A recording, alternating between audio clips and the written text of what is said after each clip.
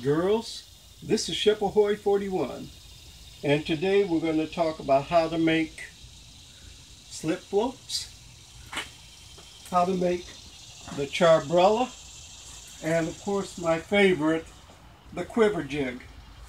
You know, you go to the store and you buy slip floats and they cost you $1, and every time you lose one you're mad. So I'm going to show you how to make one for about 4 to 5 cents. All you need, go to the Dollar Tree, get yourself some pool noodles. They cost about $1, but you can get quite a bit for $1. You need some drinking straws, some coffee stirrers. They're about a penny a piece. You need some 1/4-inch bolt nuts. They're about 7 cents a piece. And you need a coat hanger. These are all things that you would have at the house. Take your foam noodle and a knife. Be careful with the knife. And you're just going to cut it in half, like that.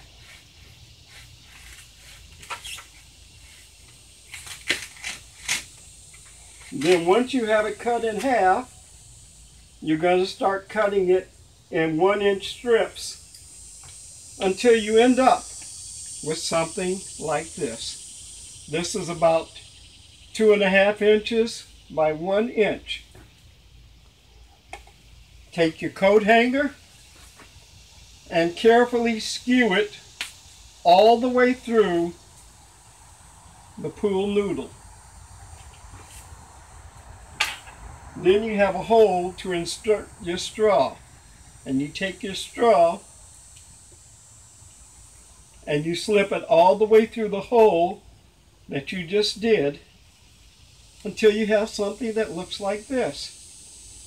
Now, I do something a little bit extra because I can't see that good, so I want a top on mine.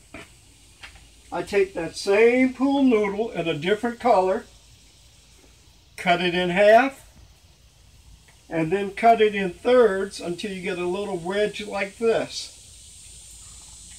Once again, take your coat hanger, thread it through to make a hole, and then slide that directly on top of what you just made. You now have a slip float. To make this slip float weighted, for those of you that like weighted bobbers, go to the hardware store and get your 1/4-inch bolt. Slide it on there. And I use Loctite, just a drop or two. And that secures it. It's waterproof. And then stick it in a foam block to dry. It takes about 12 to 14 hours for that Loctite to be completely waterproof. But as you can see, you can make several noodles, and I guess it cost me about 50 cents to make all of these noodles. And the water, they'll stand up just like a regular slip float, and they will support over a 1/8 ounce jig.